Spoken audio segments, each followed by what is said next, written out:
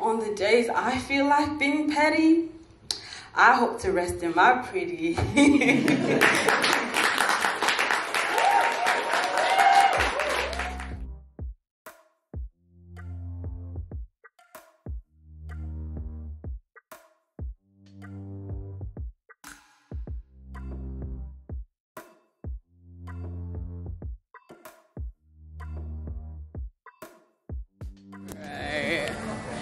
Oh, it's a bit blurry. What's going on? There we go. Hi guys, welcome back. I'm not being catching my words. Right, I'm starting the vlog and we are in Leith today, and I say we, not just me, but Pretendo and Laura. Where they at? Guys, you saw them on the vlog when we were at Amanda's bridal shower and Amanda's wedding. Basically when we were at all of Amanda's life events. Wait, let's do it this way because the lighting is better. Oh. There we go. But yeah, we're in Leith today at this, what's it called? Artisan roast. Yeah. Something along those lines. Yeah. We're back supporting Amanda because that's all we do. Oh. And yeah, she's going to be performing tonight. So she's doing a poem or a few poems. Yeah, so spoken words, vibes. Exactly. I hope you guys can hear us as well because I haven't put the mic on and all the buses and the traffic is here. But yeah, she's doing some spoken word and she got shortlisted out of I don't know how many people entered. 1,000. Exactly. I heard it was 1 million, but you know. 1 in a million. You know? Exactly. But she made it out to the final 4, which is impressive out of loads of people. So she's obviously talented. So she's in there doing her prep. You can't see her, but we'll try and get some content, which is performing and yes, support our girl. So yeah, I hope you guys enjoy, and I'm sure you'll be seeing Laura and Pretendo plenty. Bye. Guys, so we've just come inside and they're selling some different merch, and I've got, I didn't even get your name. Patsy, guys. We've got Patsy. She's got a clothing brand, and I'm gonna let her do the talking, introduce herself, and put you guys on. So Patsy, go on, tell us. Hi, I'm Patsy. I'm a creative artist. I do a lot of things, but fashion is one of the things that I do. Yeah. It's my clothing brand. It is called Bamilike. It's derived after the name of my tribe. We're Afro-diasporan streetwear brand. So within a lot of the things that you'll see that there's a lot of odes to African culture and all these things. And we're a very sustainable brand. So like literally every little aspect of my clothing brand is sustainable.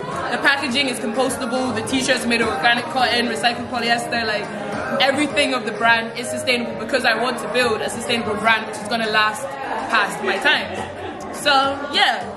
Thank you, girl. That is amazing. I'm just gonna show everybody. Oh yeah, and I make the jewelry and stuff as well. Guys, she is multi-talented. She's got the tops right here, the jewelry. I love this. Yes, sir. I can boogie. Yeah. So these pieces, they were like misprints from a company because a lot of t-shirt companies, when they're printing stuff, you will get misprints. It's inevitable when you're printing things.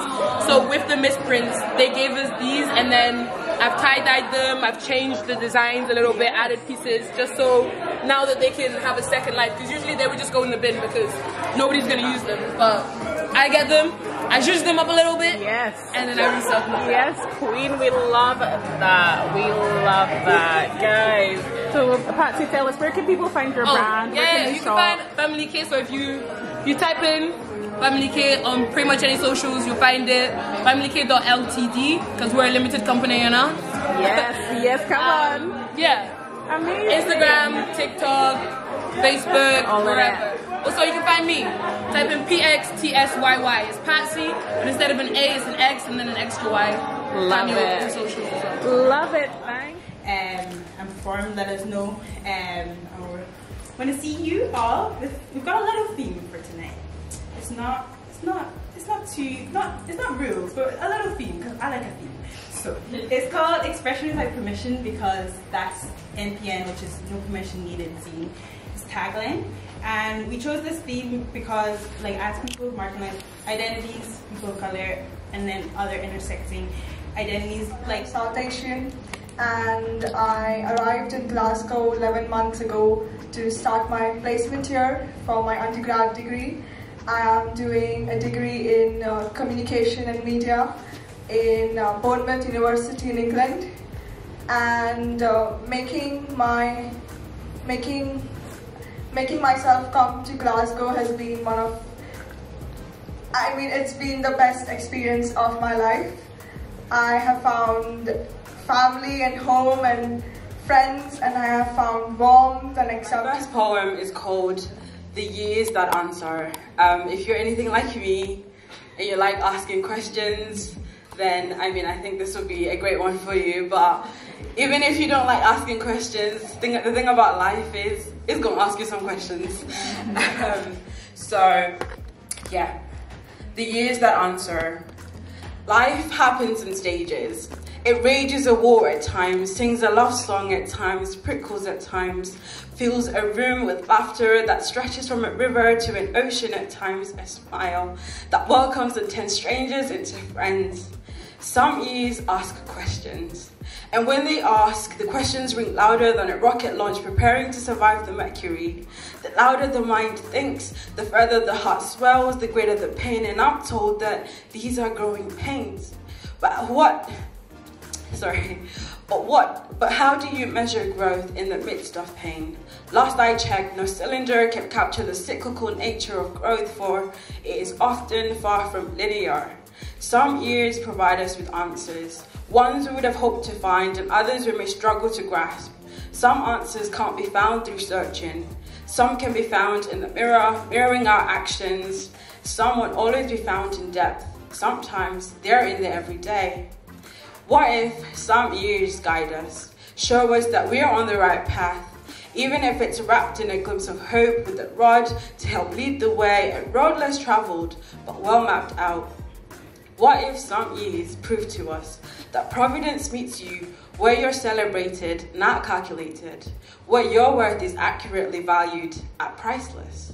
If some years ask us questions, and if some years give us answers, then perhaps some days give us puzzles to solve, a chance to exercise muscles we don't always find the time to build.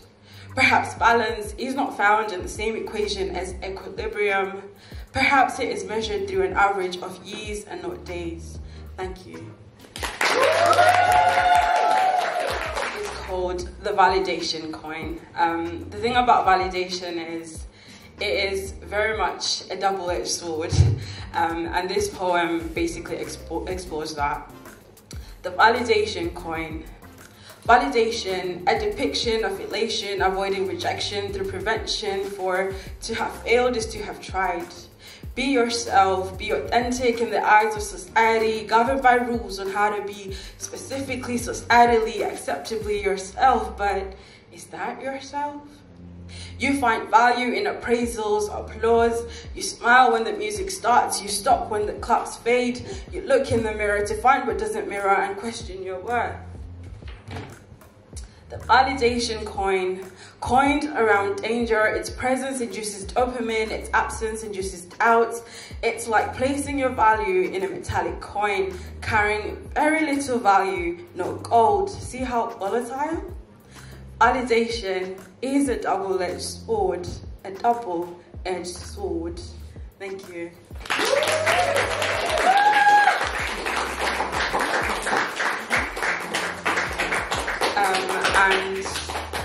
Thank you. And my next poem is called The Parts Best Forgotten, and it explores the idea of healing. The parts best forgotten. It sounds a lot simpler than it looks. Leaning on quivering foundations, asking for forgiveness, seeking to find peace within, calling into the void for help, healing the parts best forgotten. Just like a ship caught in a terrible storm, healing is much like the same. Waiting for calmer waters while testing your patience. I've thought myself a hero at times, but I've landed on the conclusion that I can't change you. Or can I? Thinking I can influence change, and only witnessing the contrary only breaks the spirit. It will not be their fault that your perception led you here. Just because they hurt you doesn't mean they'll heal you, for emotions are best managed by the one who feels them. Healing the parts of me that champion pettiness, not to crush the person, but to help them realize how not to treat me. Call it guidance. Healing the inner child that kept me second guessing, maybe this is good enough. Took me this long to accept that I didn't need to fiercely find myself. I've always been here, found. Healing the young adult in me, trying to figure this life thing. Some claim there is a manual. I hope to buy it soon. All I have for now are pieces I'm not even sure how to build. An IKEA wardrobe of sorts, without clear instructions and certainly not enough tools. Healing the years to come. On the days I make mistakes and apologize, I hope to forgive myself sooner. On days someone hurts or breaks my spirit, I hope to forgive them in an instant. And on the days I feel like being petty, I hope to rest in my pretty.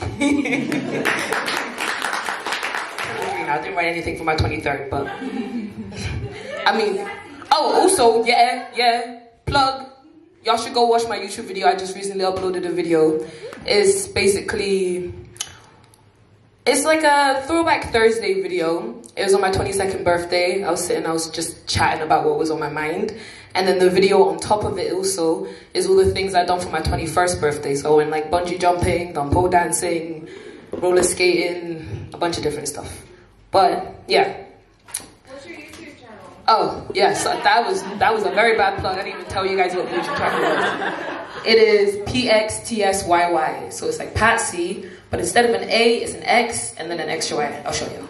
Actually, no, I don't have internet. Never mind. Okay. Nice. So, you're 22 2 days ago. Here's 22 things I learned at 22. You're the only one that can control your brain, so do it. People are always going to have something to say, so don't let people stop you from doing what you do. Your fear of looking stupid is holding you back. This is very true.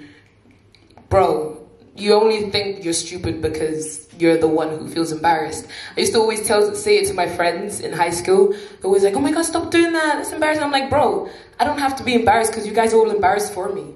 Like, I get to do what I want. If you're dreaming about doing something the way you can do it, so just start it. Be your most authentic self, because trying to be someone else is tiring as hell. Stop trying to find yourself, create the person you want to be. You're the only one living your life, so do the things you actually want to do. Because, bro, don't be out here literally like, when people go to university to do stuff for like their parents, is your mom and dad gonna be the ones going to work for you? Is your mom and dad the ones sitting at home when you're studying at 3 o'clock in the morning, doing an all night? No, like, bruh, please do things for yourself, because it's really not by force doing things for other people. At the end of the day, you've got yourself. Yeah, people are always gonna be there, but every morning, they're not gonna be there when you wake up. They ain't gonna be there taking you to work. Like, you're the one who has to endure whatever you're doing. So, as difficult as it can be being a creative, kind of weighs out, for me anyway, personally. Where was I? Yeah. Everyone's got their own shit going on. Just be a nice person. It's really not that hard. Look after yourself. Create healthy boundaries. I'll give you two. I'm going to do 2 poems. One, I wrote for a competition that I was going to win £500 for. And then I didn't submit it. I had it ready. I didn't submit it. So I'm mad about that. So I'm just going to read it so I feel a little bit less mad that I wrote it and I didn't even have the chance to win £500. Isn't it frustratingly beautiful that each of us carries a power? That is, a humming beneath our skin, a fizzing feeling of quiet knowing, a power to be sat with, to be recognized, relished, and reveled in.